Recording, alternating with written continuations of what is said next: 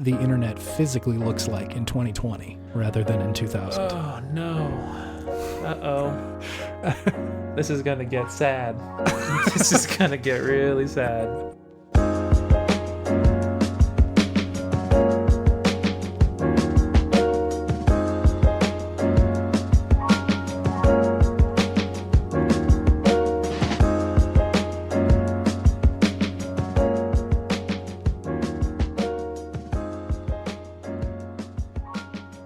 Oh God, I fit the gong.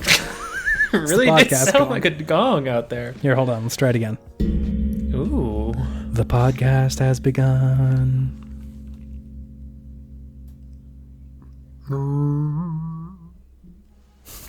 I don't know what I was doing at the end there. But That's all right. I got the vibe. I felt good. That's definitely a vibe, that mic stand gong. So, David. Yes. The PlayStation 5 event of the century has happened. It was great. I loved it. It was really good. All of our favorite video game titles were there. I don't know if you were watching live, but I was.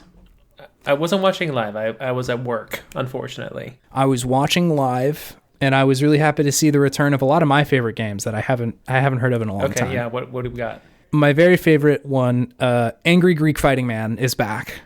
That's going to be really good. Beautiful. Classic franchise, truly. Classic franchise. I'm really stoked about that. Scampy Dragon is back too. Scampy Dragon? Scampy Dragon. He's the little dude who runs around and you collect other dragons, I think. You like unlock other dudes. So it's like you're a dragon collecting other dragons? Yeah, and you breathe fire and run around and shit like that. It's been a while. It's been since the PS1 that they had that one, but he's back. Yeah, sure. Oh, I'm into it. Crunch Banderdunk. Nobody expected him to come back so quickly. Mr. Banderdunk? Crunch himself is back in the game. Of the PlayStation 1 Banderdunks? The PS1, yeah, correct. PS1, yeah. Mm-hmm. Not very well mapped. The Nathan Blake story is back on the map. Nathan Blake? Mathan Blake. Nathan Blake, of course. With an M, like Mancy. Like Mancy. What about Manthan Blake? Manthan Blake is the sequel to Mathan Blake. Sure, it's his son. Yep. There was also The Very Last Fantasy 7. I'm surprised that they're putting that one out for the new console, but here we are. Is that the sequel to This Is Definitely the Last Fantasy, guys? I'm for 6. real this time. 6, yeah. Number 6, yeah. Hideko Kojima is back with Very Stiff Metal. I'm very excited about that one. Very Stiff Metal? Very Stiff Metal. Oh. Very excited about that one. Wait, so what's that one about again? What do you do in that game? It is a action sneaking game. Starring Snuck. Very stiff Snuck. Very, very stiff Snuck. Solid Snuck. Solid Snuck is the main character in that one. Cool. Ratchet and Dave. Very excited about that one. Oh, so am I in it? Different Dave. Oh, what about Ratchet and Prankster? That is the prequel to Ratchet and Dave. Ratchet. What is Ratchet? What is it's the main character of Ratchet and Dave. Is that it's just a name? It's not a thing. Also, yeah, it's the name of the guy in it. He's like a weasel. Okay, sure. The final of them 2 is coming out. Very excited. Okay. Was that the sequel to the first of them? 1? No, just the final of them. It was just the final of them 1. It's a very dark game. Oh no, the first of them 1 was on Xbox. I'm sorry, I forgot. That's correct. Xbox. Yeah. Xbox. And then, of course, Knack 3's coming out, baby. I was waiting for you to say that. I was waiting for Knack. Yeah, so real excited about the Plonk Station 5. It's going to be a really good one. The Plank Station 5? The Plonk Station 6. The video games. The video game console with a funny name. The Sunky Plonk Station 5. Donkey Junk Station? The Donkey Kong Station 5. The DK Station 5 featuring Mario. Featuring Munio. Marthio? Markio. Markio and the Funky Bunch?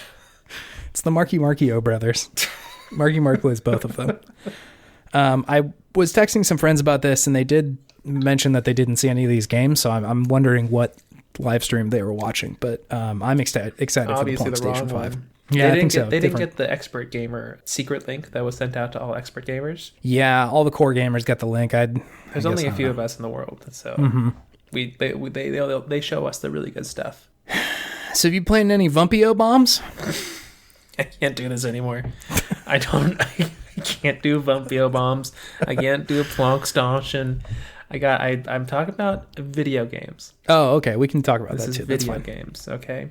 This isn't our secret hardcore podcast. This is for all the normal all you video casuals game out people out there. Yeah, all you filthy, lovely casuals. Lovely, filthy casuals. Yeah, hold on, because this is actually video game podtimism, not video game pudtimism. Video game podtimism being the Optimists video game variety show where two best friends talk about the wonderful world of video games. I am Chet Balby. Chet Balby. I'm Daryl Bargainer. Daryl Bargainer. Daryl Barglemen.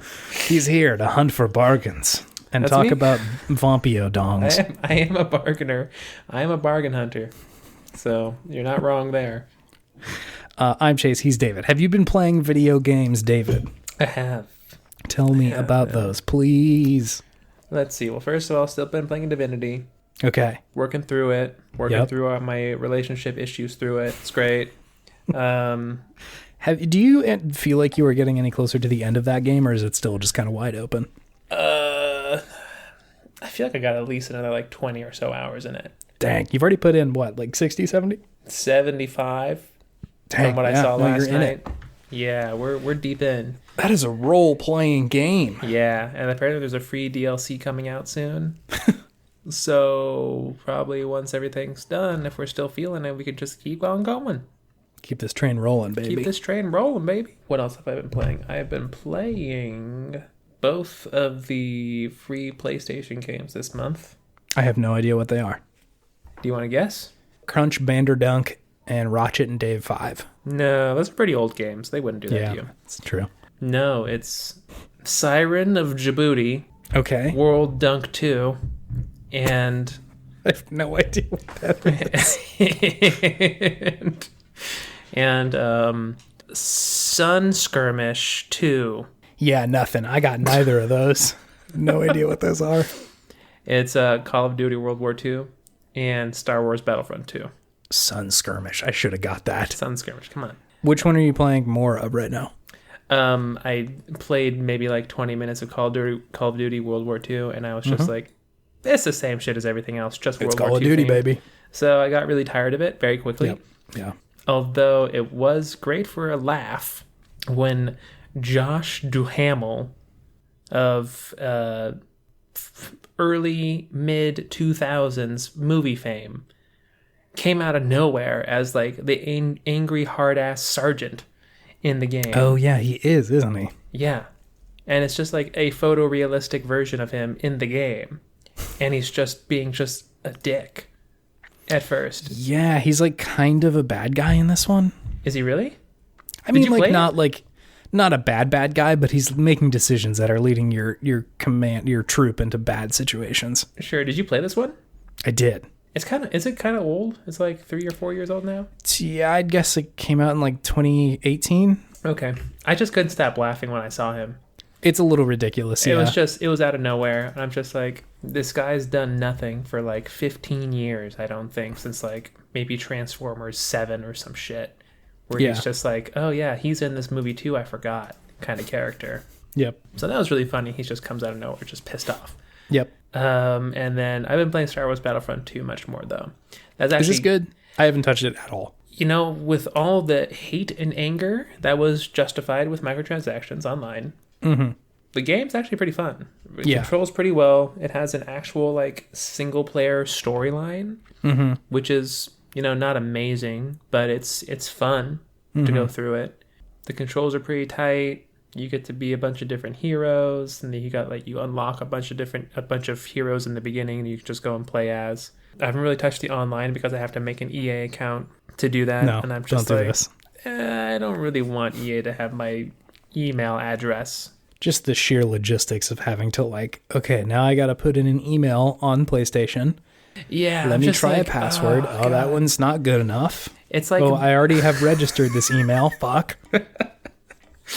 Just like, I don't know if I've ever done this before. I'm going to have to create another password. I'm going to have to retrieve it. Is this gonna It's a whole thing. It's a whole process. Is this going to be a 2-minute annoyance, or is this going to be a 15-minute, like, I want to fucking burn EA to the ground right now thing? And that just doesn't sound very optimistic. So I didn't want to go down that pathway. At least not yet. So I've just been doing the single player, and it's enjoyable. Yeah. It's an interesting enough story. The graphics are fantastic. It's gotten me really excited for the new Squadrons game that they talked about, because the space battles are really fucking good. I'm into that. Like the shooting on the ground, whatever. It's shooting on the ground. It's third person. It's kind of pretty much the same Battlefront as it was on, Xbox. Yeah. Right? But oh my, to take a phrase from your book, sir.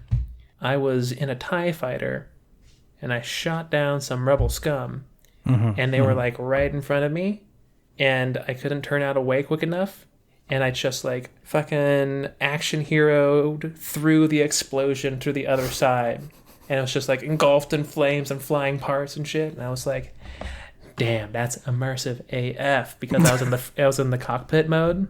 Yeah. So if you get into the cockpit mode, that's where the real magic happens, baby. So if you download this for free, make sure you go into cockpit mode. All right. When you do the space battles, because it gets pretty good. Pretty dicey in there. All right, nice. It reminds me of the difference between playing Assassin's Creed Black Flag as the assassin and then playing it as the boats. Because the boats were the only good part of that game, in my opinion. Yeah, the assassin-y gameplay of it was pretty tired by that point. It was just the same stuff as always, but the boats were just so good. Yeah. And they would sing those songs, and they were so good. Those little shanties. Sea shanties that they would sing. But it reminds me of that, where I'm just like going through all the motions of the story, just waiting to get back into a TIE fighter or an X-Wing or something to do some space shooting. I was a pretty big fan of, what was the one for N64? Rogue Squadron. Yeah. Love that one. That's a classic. I feel like Squadron is very much like, hey, remember?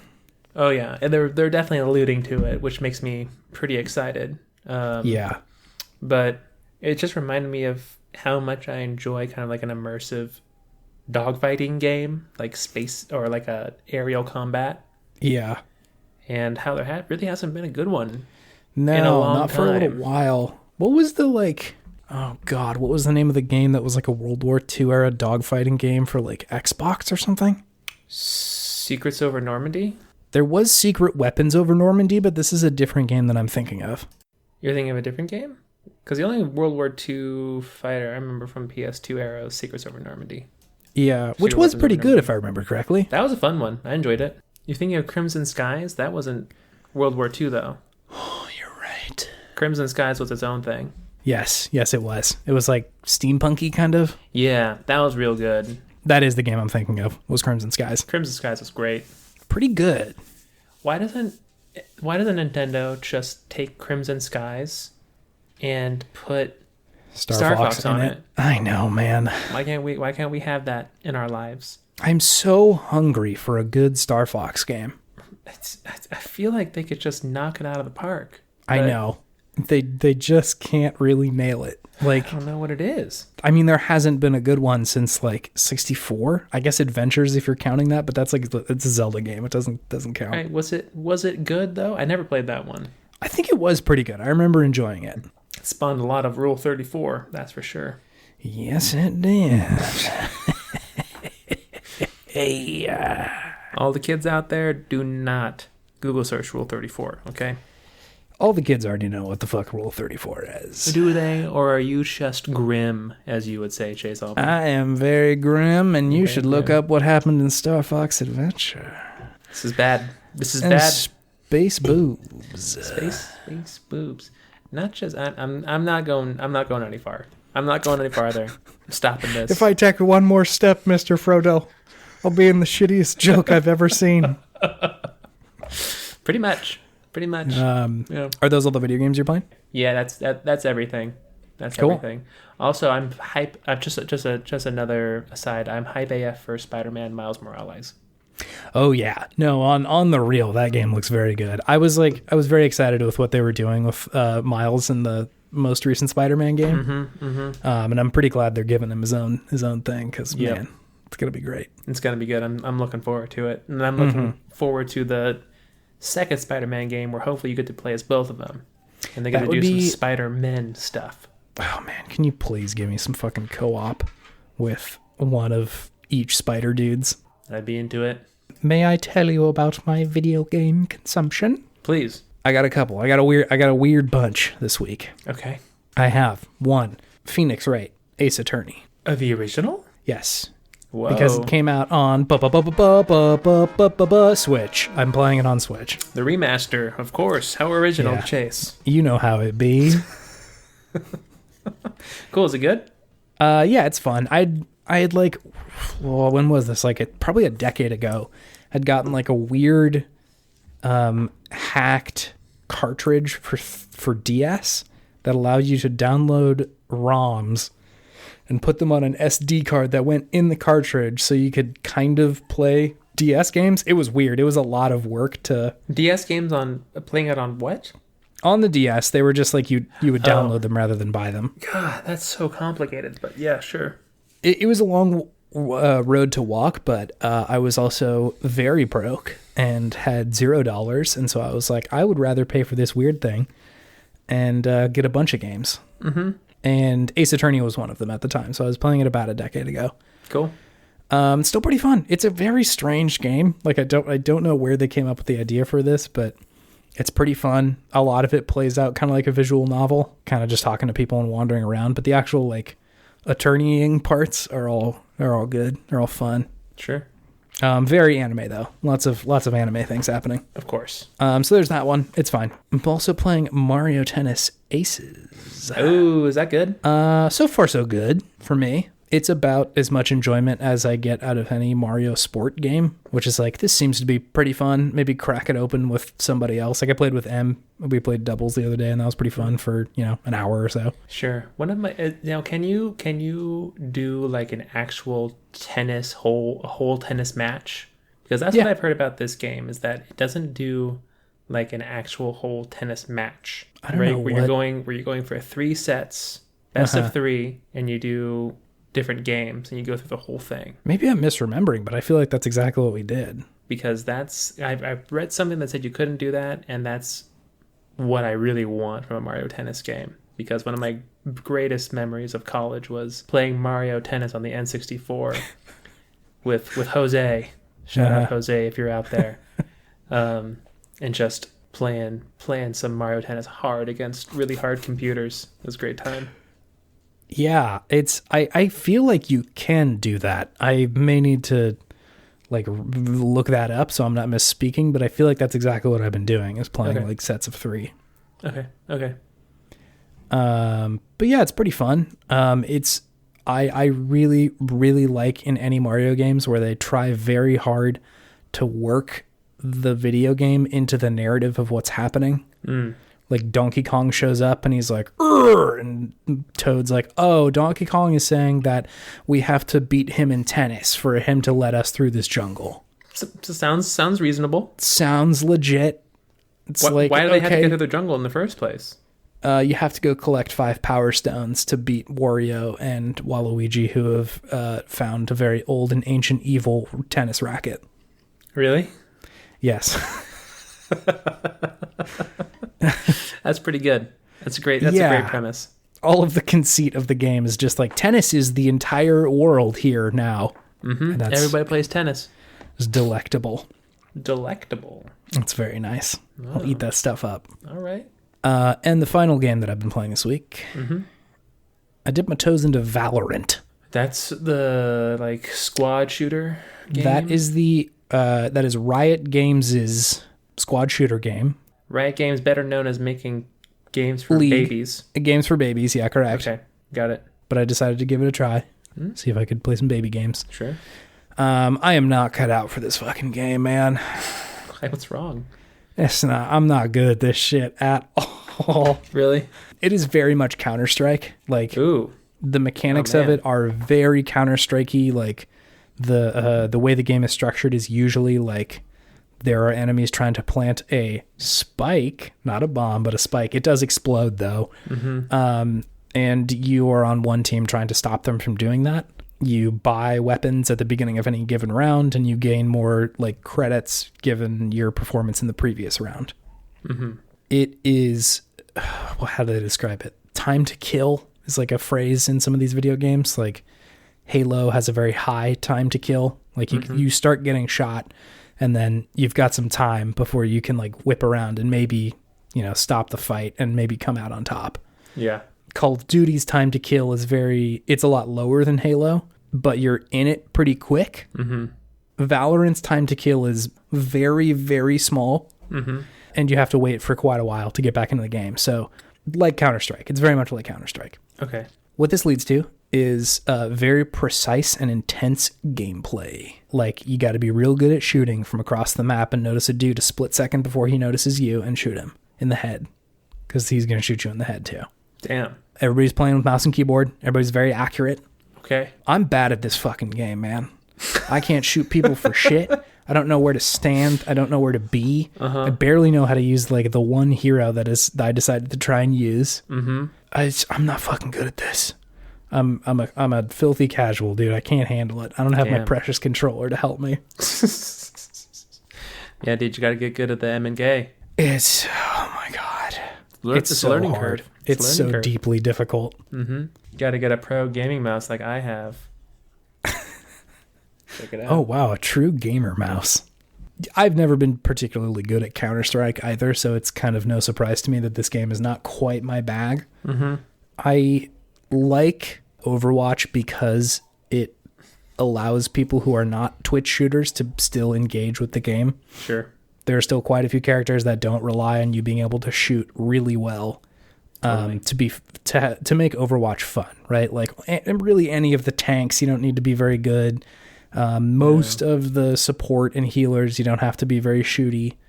All the like hit scan characters, like, you know, fucking McCree and Widowmaker and all that shit, like, you do have to be good at shooting, but you ain't gotta play those guys. Right. But everybody's got the same fucking weapons in this one. You gotta be good at shooting. And that's hard. Valorant's fucking hard, man. That's hard. Yeah.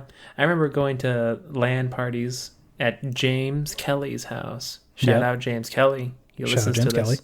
And I just remember being so bad at Counter-Strike because I'd never played it before. And like I would just kind of come over and play at his LAN parties and just feel like it felt like being in PE class again. And as like an overweight kid, I was like, damn, I'm bad at PE. And then it was the same feeling when I was playing Counter-Strike with these fucking pros. Just like, damn, I'm bad at this game. Like, people are just trying so hard to help me and like get me to learn and do better, but it's just not sticking at all. Yeah. It was fun though. It was fun though. It's a good time. There are moments of fun in Valorant and Counter-Strike for me where it's like, oh shit, I got like a couple of kills just now. Maybe I defused the spike or whatever. Sometimes you'll do like a clutch play and it'll be sweet. But for me, those moments are far and few between. Sure. And like I think maybe it's because I'm a fucking casual console peasant, but I think I much prefer the gameplay of like a Halo or a COD in a shooter, where either the time to kill is slower or you're really quickly back in the game once you die. Whereas this one, it creates a really intense situation where you're really like, if somebody starts shooting, it's like, oh fuck, like I either need to get out of here or like immediately start firing back at someone. And so it's cool in that way, but sort of unenjoyable for me over the long term. Sure.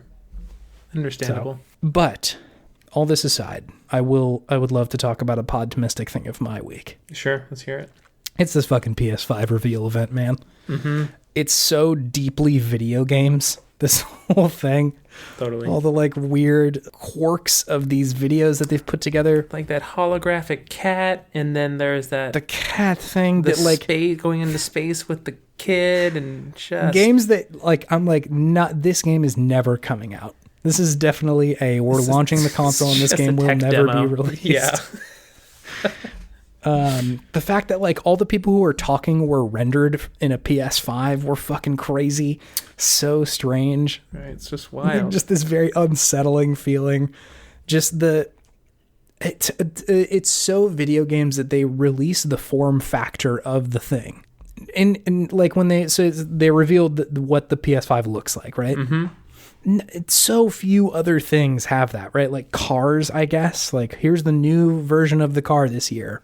Yep. It looks like this. But I feel like that's even in cars. It's like that affects what you're doing, right? Like how high the car is or what it looks like on the outside, how it feels on the inside. It doesn't matter at all with the video game console.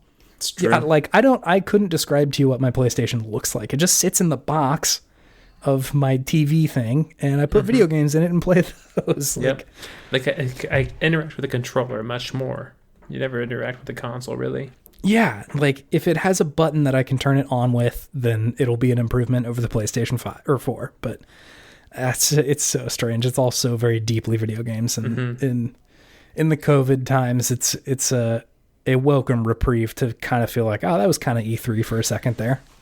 It felt very E3. It was great. It scratched that itch for me. Yeah, my Podtimistic thing is the same. It's the reveal. It's the pomp and circumstance around all of the video games and just how everyone just comes on. It's just like has their talking points. Like this is the fucking greatest console ever. This is gonna change everything. This is gonna be amazing. You're gonna like just shit your pants when you start playing these games because they're gonna be so good. You are not ready. And there's a part of me that knows that's just all lip service, but there's another part of me that's just like, yeah, surprise me. Let's see what you got. Let's see what you got. There's definitely the adult in me that's like, probably one of these games is going to be like mind-blowingly good. Yeah. But there's definitely the like 10-year-old in me who is like, holy shit, these are the coolest video games I've ever seen. I'm going to play all of these games. They're all going to be amazing. And I kind of just let that go whenever I'm watching one of these things and just kind of let the hype take me along. You just got to live in the moment. It's definitely more fun that way. Any of these, like, these reveal events just don't come around all that often. And so it's like very, very exciting and fun to just kind of soak in them. It's a big deal. Like I just came home from work, went straight over to the computer, watched an hour of it. Watched the hour of it. For some reason, the YouTube channel of it is it's 2 hours long, and the first hour is just a waiting screen. I'm just like, why? Why would you do this? You guys could have trimmed this down. You don't need this. You really could have trimmed it down. But anyways, just plop down there, and then I'm just lifting weights, lifting my dumbbells, watching all these videos. It was great. It was a great time. Hell yeah. No, it's good stuff. There is fewer pure forms of podtimism than video game reveal events. For a new generation, yeah. Everyone's just like, this is the shit. Get ready. It's very strange to me to watch the same like arguments play out over and over again. Like the same sort of stuff that was happening for like PlayStation 2 and like Dreamcast or Xbox One, like the very original Xbox. They just keep coming up and coming up. It's like, have we not figured this out yet? Like, it's just so silly, but here we are still arguing about fucking teraflops and shit. Teraflops, baby. How many flops you got? How fast your fucking console goes. How much you think it's going to cost? Over under 450, or I should say over under 449. Let's say that. I think the discless console will cost less than $449. I don't know about the one that comes with the hard drive or the disc drive. What if the one with the disc drive comes with twice the storage capacity? That is deeply my fear. That is what I'm very worried about, because they're going to want to sell the big boy console, and I'm going to want to buy the one with more storage, because that is a problem I have run into this console generation. I got to delete shit constantly. Totally. I feel it. And so I don't know. I would hope that the one that's digital comes with a larger hard drive, because they know you're going to be downloading games rather than playing them physically, but it's video games, man. It don't always make sense. But even then, it's like the Red Dead Redemption 2 took up like 100 something gigabytes on my console, even though it was a disc. Yeah. It took like 3 hours for it to download onto my console, and then I could play it. I'm just like, this kind of defeats the purpose, but okay. Yeah. It's like, what's the point of having a physical disc now? Who knows? I bet one of them will be priced at $500. I was thinking 500 as well. I don't know which one it is, but one of them will be priced at $500. I'm getting PS3 vibes. Although, when you account for inflation, it's still going to be a lot cheaper than the PlayStation 3. That's what I was thinking about. Like, it's kind of surprising that we're still holding these consoles to the price point of like 15 to 20 years ago. Right.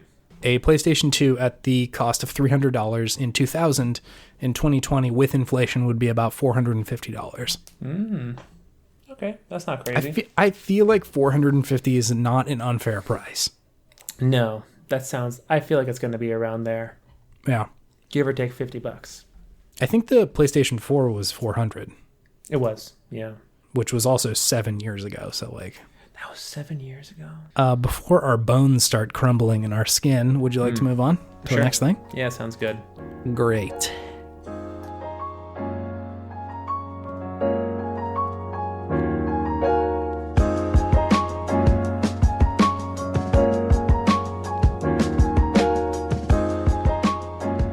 It's back. The segment you've always wanted. Also your bones. What's back? It's good games, David. Again? It was here. Well, okay. Well, I guess we could skip it if you really don't want to do it. You didn't expect that answer, did you? I didn't. We did it last week too. We did it last week, and I think the week before it. I don't remember. This is like number 5. Yeah, we've been like rocking the good game row. segment for a little while. Yeah, I guess. Drag you kicking and screaming into this fucking segment. Man, no, this is a game that's near and dear to your heart. It is. Real quick, Good Games, of course, is the segment where we talk about the games of yesteryear and gush all the things we love about them and maybe provide some critical feedback. Yes. We're talking about a game that is so near and dear to my heart, David. Mm-hmm. It's so right in there. You were talking about last week when we were talking about Cruisin', that Cruisin' USA was one of your first favorite games. I think this game was one of my first favorite games. Ooh, okay. Yeah. It's Megaman Battle Network, my boy. Huh. It wasn't my first favorite game, but it's among them. I never played this one, and if I'm going to be honest, I never had any interest in this game. Let me convince you otherwise. Okay, I don't even really know. Is it a card battle game? Sort of. My preferred answer would have been no, like a firm no, personally. But yeah, sorry. I will listen. It's kind of a card game. Okay. Let me hit you with some hot stats about Mega Man Battle Network. The OG. There are many of them. Really? Oh my god, yeah, there's tons. They made like 12 of them or something. Whoa, okay. That's actually probably an overestimation, but I know they made like 4 mainline games and then some other ones as a follow-up. So the first one, it came out in March 2nd of 2001 for the Game Boy Advanced. The GBA. The OG. This was still in the era where the GBA did not have a backlight. And so I very vividly remember laying down and putting a flashlight between my neck and my shoulder and shining it on my Game Boy to try and be able to see the fucking game. Damn. Back then, you didn't have one of those crazy magnifying glass / lights for your Game Boy? I think those had to have been out, and I think, frankly, I had tried one a while back, but it just didn't really work all that well. Yeah, they kind of sucked. Yeah, they made it so heavy. They always make it top heavy. You know, and I just found I think I had like one of my dad's like high powered flashlights, so it was just blasting the Game Boy so I could see the hell out of it. You actually just burned a hole through the Game Boy by the end of it. I had like screen tear because it was just constantly blasted on there. Wait, so what was the first Game Boy with a backlight? Was it the SP Game Boy? Yeah, the SP, which was essentially the Advance, but just with a backlight. It's the GBA SP, right? I think so. That was the full name. But it played advanced games, so it was still the same console. Yeah. It was just like advanced. What is the SP? Is it Special Pocket? I guess Super Pocket. What does SP stand for? Nintendo. Special People. Secret Pachinko. Super Poncho. Super Poncho. Solid Poncho. Punished Poncho. Punished Poncho. The SP stands for special. Is what just special? Says. Yep. SP Eschel. Okay, sure. So, yeah. Mega Man Boodle Network. Boodle.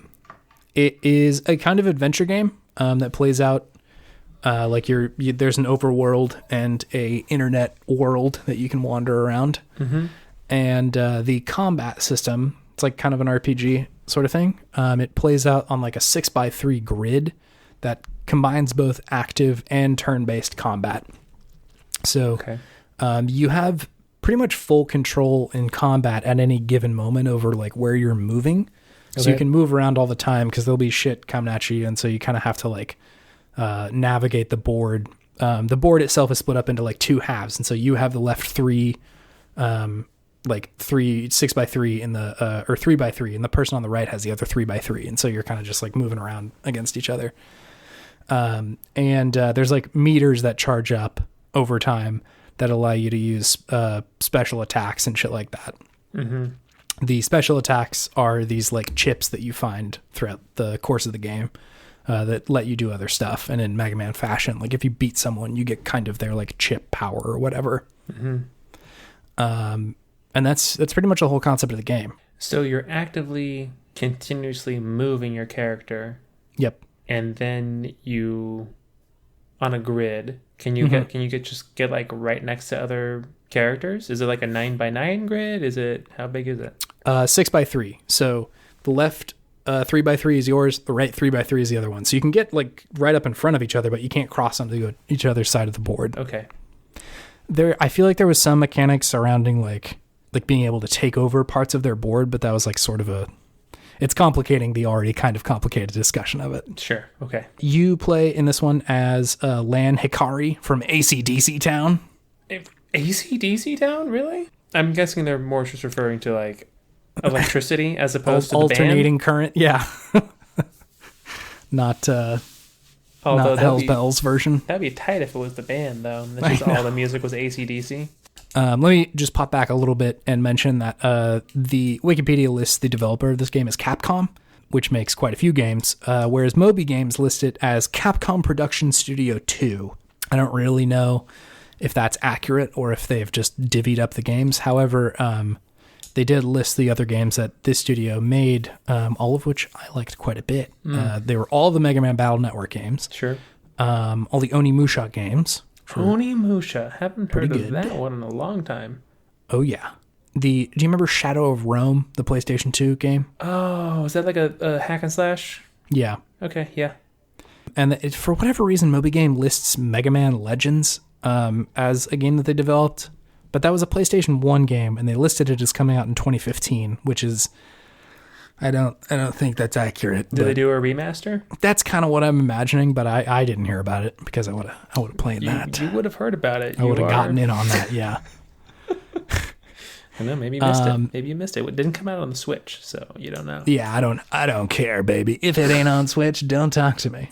Don't talk to me before I've had my Switch remaster. Yeah, I believe it. God. So it sat in like the high C to low B range as far as like reviews go. Uh-huh. So like not terrible. Kind of like the 78 to 80 range. Sure. And I do have a review from our friends over at Game Cult. You use that one quite a bit. They are consistently on the review site that I see, and I think they're French. Mm-hmm. But it's always a good starting place for these mistranslations. Perfect. So I've run this review that they've had, and I've mangled it beyond recognition by running it through some translations about 20 times. So let's hear what they had to kind of say about Mega Man Battle Network. Mm-hmm. Does Pikachu talk about Game Boy Advanced? No problem. Camp and Rockman are XE. In addition to Pokemon, it also provides an interesting combat system that can think between game/game animations and real-time actions, and has a great impact on graphics and animation. However, if you do not currently understand Japanese, rapid progress can reduce injuries and extend game time. That's it? 60 out of 100, yep. 60 out of 100. Mm-hmm. Why were they talking about Pikachu? I think there were some references to collecting things like Pokemon in this game. Okay. Like you can collect the chips. Because I think If I remember correctly, the mechanic is that if you beat enemies, you can kind of collect their powers a little bit. Sure. You know, it being on the Game Boy and Pokemon still being incredibly successful at the time, they were probably like, well, it's like Pokemon. But, yeah. All right. Okay, so anyway, Game Colt, I hear you. So a lot of the reviews came down as sort of a lot of them were positive, but there was a weird note that a lot of them made that a lot of them were like complaining that you couldn't play as like actual Mega Man, that there was like almost a bait and switch of like, we thought this was going to be a real Mega Man game. Which, again, it's such a strange and early 2000s mentality of a review. It's called Mega Man, Chase. But still, it's very original and inventive, and it's very early 2000s to be like, I just want more Mega Man. But I demand Mega Man. It's called Mega Man, and they don't have Mega Man in it? I'm upset right now. He's in it. He's just not normal Mega Man. It's a different kind of Mega Man. He's not normal? What kind of Mega Man is he? He is a net Navi. What does that mean? So the way that this game is structured is like there is a overworld that like you control this character Lan in. And he has a net Navi, which is like a personal, I guess you can imagine it like if Pokemon, you could only have one Pokemon. It's like your dude. Yeah. And he is the way that you interact with the internet. So net or Navi anything as that's like net navigator, I'm guessing. Yeah, I think so. Okay.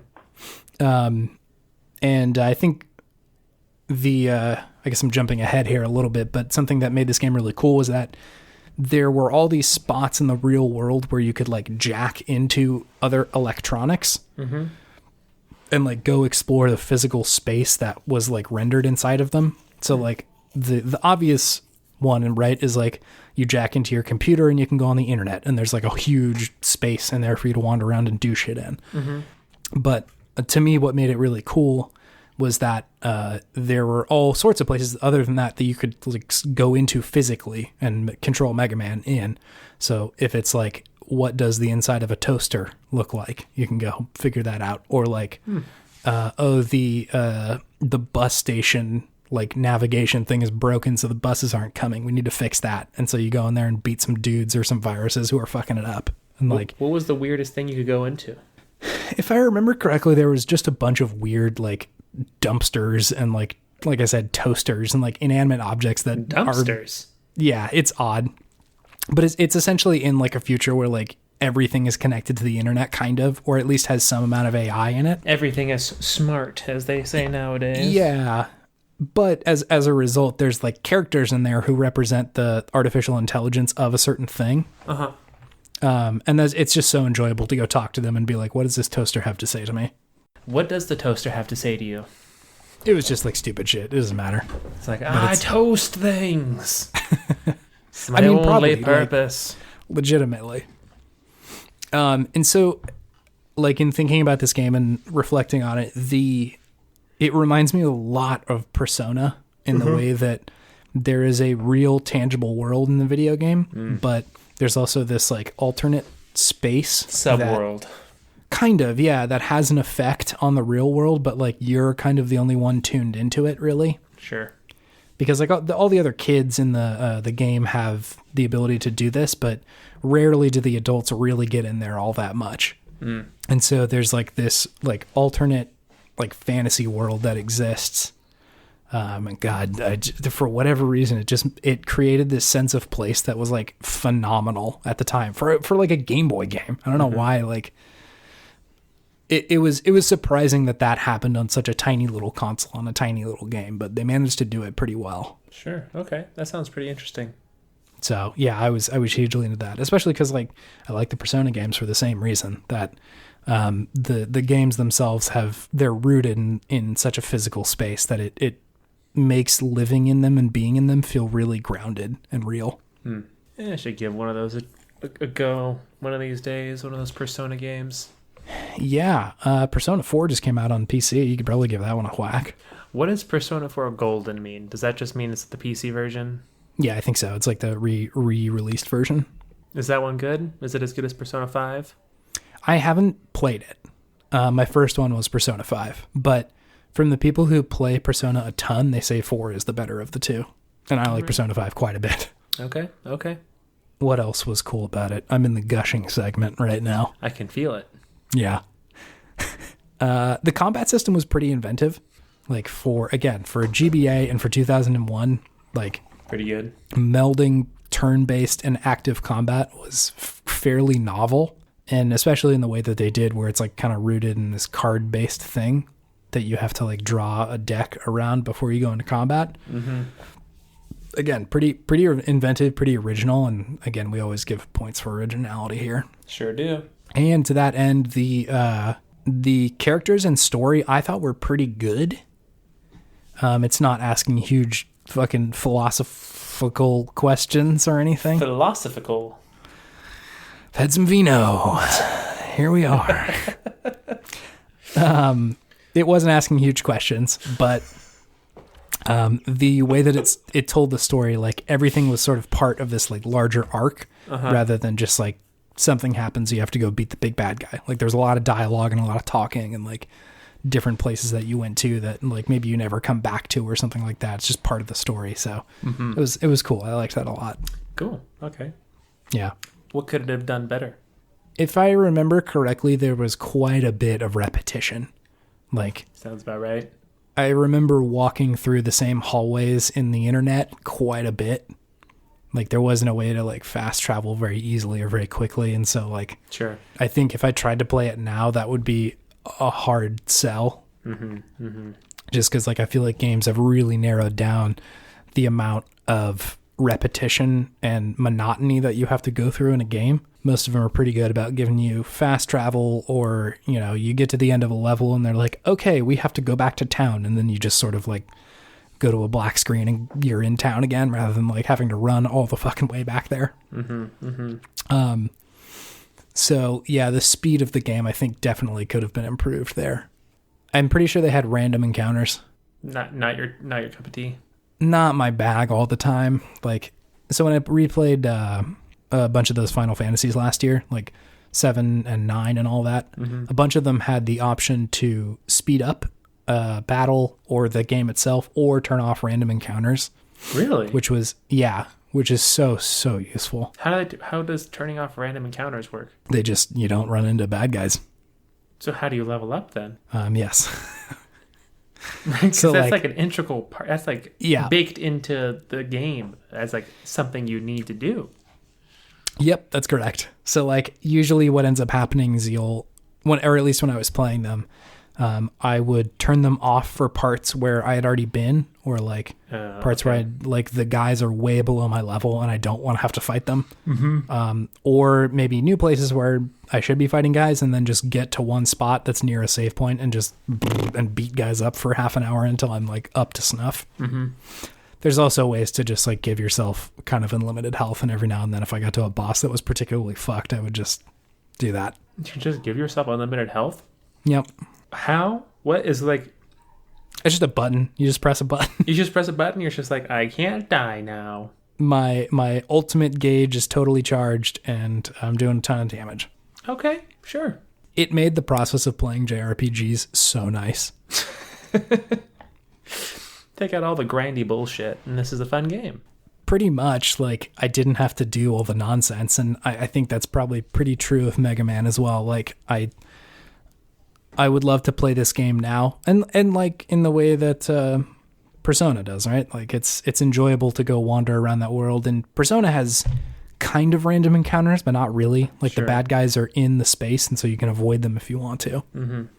And so a lot of the game is, or at least the pace of it, is determined by how much you want to do, versus like part of the challenge in some of these old JRPGs is just like, go to the other place and there will be some fodder that we throw at you. Sure. Which isn't always fun. Totally. Yeah. But yeah, I would love to play an updated version of this. I think it's a really cool core concept. It sounds interesting. I'm not super interested in the deck building aspect of it, but to each their own. If I remember correctly, it's not particularly complicated because it is just like a Game Boy Advance game. I don't care that it's complicated. I just don't like... it doesn't make me feel cool to pull from a deck and do an attack. Yeah. I guess. I think my enjoyment of that comes from like a part of randomization there. Okay, like, sure. Sometimes a battle will be particularly tough just because, like, I don't pull the shit that I need to pull. Mm-hmm. Or other times, like, I'll build a deck around a certain set of cards. And so, like, every now and then you'll just get, like, the perfect draw where it's like, okay, I got this one, then that one, then that one, and they're done. Mm-hmm. It's like in Hearthstone, right? Where you get, like, your perfect, what do they call that? Like, power curve or whatever? Mana curve? Mana curve, yeah. Like, you're on the perfect mana curve where it's like perfect turn 1, perfect turn 2, and you just keep going and going and going. Mm-hmm. That stuff is always very satisfying. Sure is. Hearthstone, man. I wish I was still as into it as I once was. I just can't spend that kind of cash. No. No desire to spend that kind of cash on an electronic game. Card game, specifically. Where I can't even, like, sell the good cards that I have for money afterwards. So yeah, it's Mega Man Battle Network. I love this fucking game. You made a good argument. Yeah. Sounds fun and interesting and unique, sir. Do you have any questiones for me about this game, or do you want to move on? No, let's just move on. All right, let's move the fuck on. Yeah.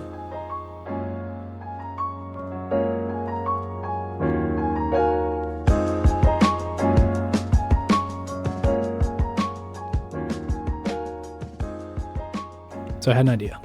Yeah, what is it? In Mega Man Battle Network, the internet is represented as a physical space. Okay. However, it's like it was made in the 2000s, and so the internet was pretty primitive at the time. Sure. Yeah, sure was. It's mostly like, here is a message board. Here's another person's computer. Mm-hmm. And I just got a call from Capcom. Okay. And they said, hey, we're trying to make a new Mega Man Battle Network. Okay. Are you excited? Are you? And they're tapping you to be the developer? They're tapping us to come up with the concept. Oh, okay. We're the concept boys. I got it. We're making a sequel. The segment where we make a sequel. Okay. I'm into it. I'm ready. And we need to figure out, I think, specifically what the internet physically looks like in 2020 rather than in 2000. Oh, no. Uh-oh. This is going to get sad. This is going to get really sad. Get ready, everybody. Come on. There's a way to make it funny in there, right? There's some comedy in there. Let's mine this comedy coal mine. There's got to be a dank nug in here somewhere. All the canaries are dead. We got to get in here and out fast. Okay, we don't got much time. Grab all the jokes and go. Don't look back. Just keep running. Before we do, let's just loosen up a little bit. What's our main character's name in the real world? Daryl Barglemen. Daryl Barglemen. Okay. Daryl Barglemen. Barglemen sounds funnier. Daryl Barglemen. Let's say that. Okay. Okay, great. How old is Daryl? He's 14. Okay, sick. I was worried we were going to go Tony Hawk's amateur dad skater again and make him 40 years old. Nah, that's not fun for this kind of game. Yeah, fair. Internet's for the young people. Internet's for the youth, man. Mm-hmm. Daryl is living in Neo Sacramento. Neo Sacramento. Oh, it's like Neo Tokyo, but Neo Sac. Okay. It's just like futuristic Sacramento. The game begins with him alone atop the neo-punk tower bridge, looking out over the Sacramento River as the mist blows in. Did he walk? Did he get up there? Yeah, he's on top. He's on the very top. Damn. Yeah. Daryl's pretty, fit? Daryl Barglemen is a fit... Bargle or Barglemen? Bargle, right? Barglemen. Daryl Barglemen is very fit, and he also plays by his own rules, baby. That's true. That is true. Okay, so yeah, it opens there, and it cuts to him, hacking into the tower bridge. Oh, yeah. Because there's lights on it. And there's lights on it, and you can make it go up and down, too. Mm-hmm. He's gonna play a prank on the rush hour commuters. There is a bunch of his classmates that he doesn't like trying to get to West Sacramento. West Neo Sacramento. West Neo Sacramento. Wait, is it West Neo Sacramento That'll be or Neo West West Sacramento? Yeah, Neo West Sacramento. Okay. NWS. Which again, it's like West Sacramento, but Neo. with like lights and cyberpunk There's stuff a lot happening. more lights. There's a lot more neon. Yeah.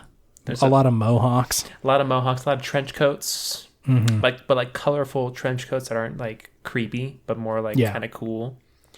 And people have like cybernetic things on their body. So he's going to raise the bridge so his shitty classmates can't get back out to Neo West Sacramento. Yeah, because he stands Neo Sacramento for life, and he doesn't want those Neo West Sac people coming in and ruining his education. His Neo Midtown. His Neo Midtown. I need this game to be an escape, David. I don't need it to be hard-hitting, good storytelling. This is 2020, Chase. Okay. Scrap everything. Start from the beginning. I like Daryl. Okay. I like that he did a prank on his boo-boo classmates who made fun of him for wearing a emo trench coat. So his trench coat didn't have any like vibrant colors on it, so they're just like, look at It was Daryl. just black. Look at Daryl. Daryl Barglemen. Fucking DB. DB. Oh, that was on purpose because you were saying David Benavides. I remember. Yeah, I remember the beginning of this podcast. Now? Okay. Anyways. So he goes onto the internet, which is a physical space. What does he do? Does he watch Neo YouTube? Is that a thing? What even would Neo YouTube be?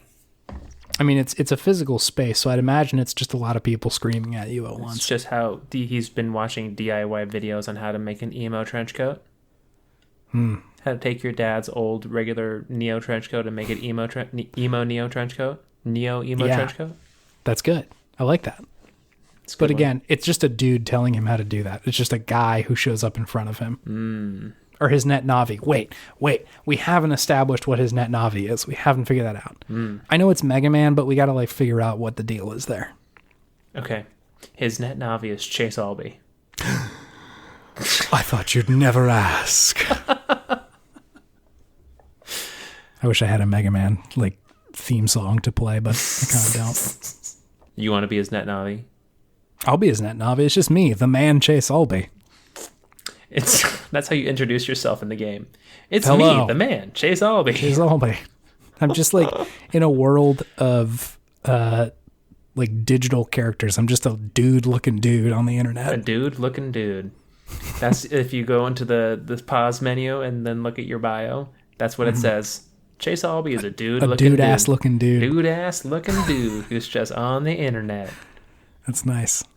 That's nice. So you're not real. You're just his representation of himself in the internet. Is that right? Well, what's real, David?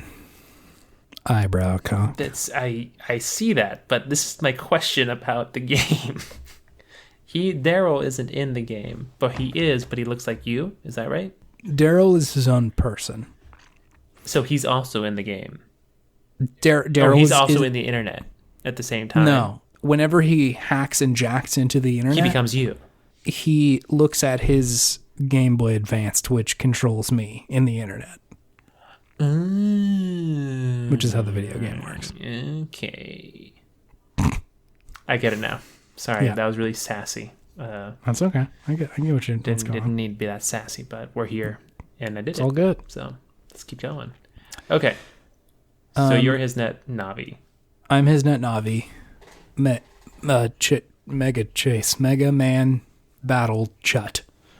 Mega Dude Podman. Chase Podman. Chase Podman. And we're going to fight the evil corporation that is a terrorist organization. Oh my god. It's the real story of the actual Mega Man Battle Network. Is it really? Yeah, there's like a group of people who are like trying to blow things up. Whoa. Well, we can't just rip them off.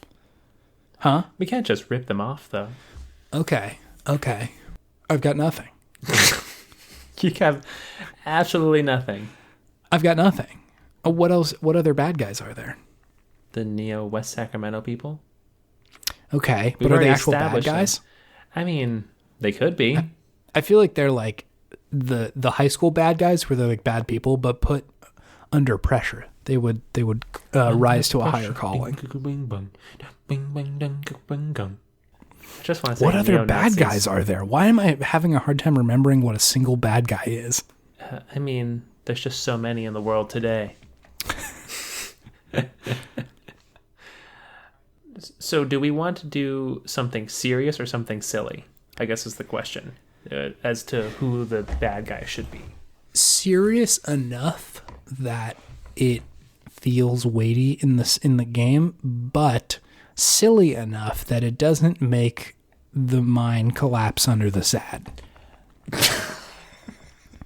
We have a sad collapse. Everybody down. It's a cave in. It's a sad cave in.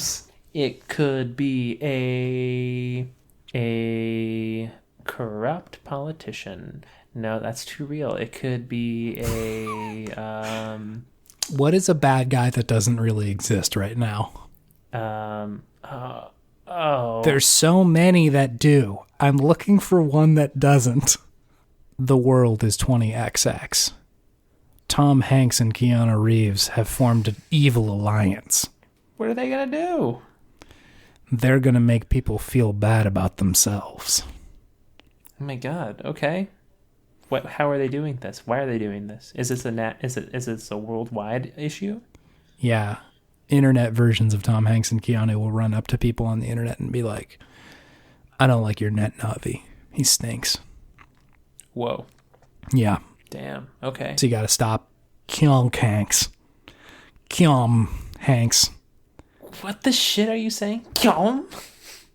It's Keanu and Tom Hanks. Keanu. Keanu. Keanu. Keanu. Do you realize how you sound right now? Keanu. Theanu. Theanu is a powerful name. Oh my God. Theanu is pretty good. Theanu has... I feel like I'm saying... Heaves. I feel like I'm saying like a Fus Roda word of power. I mean, it sounds like Theon.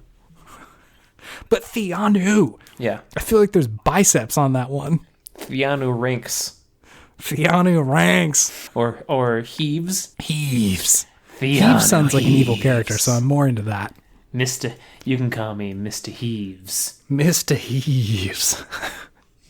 Yeah, so they're gonna. So is he a mixture of Tom Hanks and Keanu Reeves? Is that so what we're saying?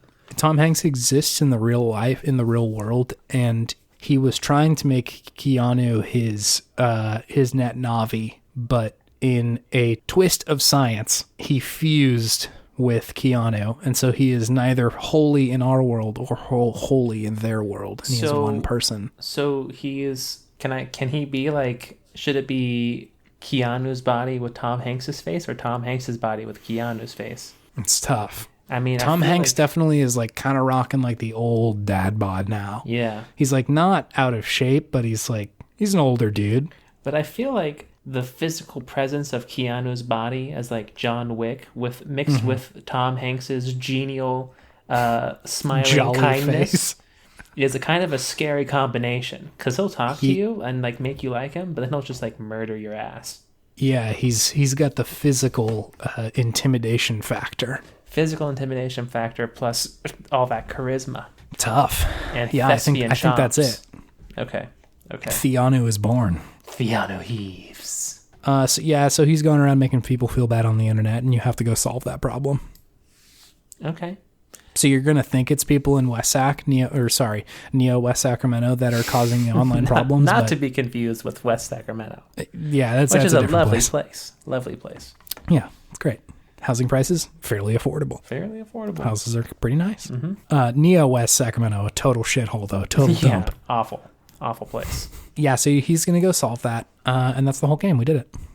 Cool. Don't worry about the combat. This is a deck building game?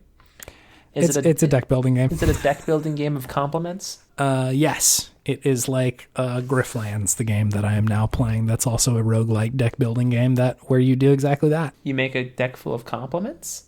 You make a deck full of negotiations, and compliments are some of the cards you can get. Huh. Okay. It's a good game. They have a game for everything nowadays. What will they think of next? They got one of these games for everything nowadays. Perfect. Okay, we got it in one. All right. Oh, we also forgot it's directed by Hideo Kojima. Almost forgot. Yeah, we only work for Hideo. And Hideo only works for us. Mm-hmm. He'd be able to pull Keanu and Tom Hanks, I think. Theanu.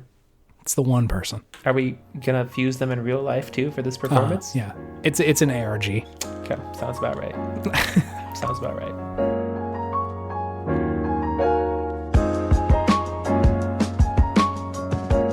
David, we're still on Twitter. We are. We're still there. You put out a pretty funny photo of us driving around last week. Oh yeah, in Cruisin' USA. Mm-hmm. We were both. I think you were driving and I was in the passenger. I was definitely driving. Which makes sense. Game like the back of my hand. Given your appreciation for the game. Mm-hmm. Yeah, we're still out there. Don't mention this one all the time, but we do have an email. VGPodtimism@gmail.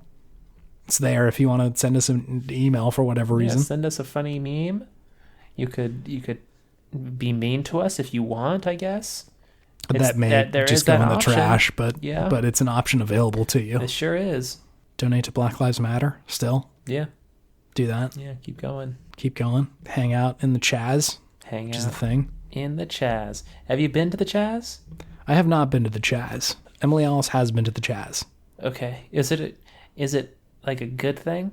They just like took over part of town? Sort of. It's like 6 blocks. It's not very much of Seattle. Uh-huh.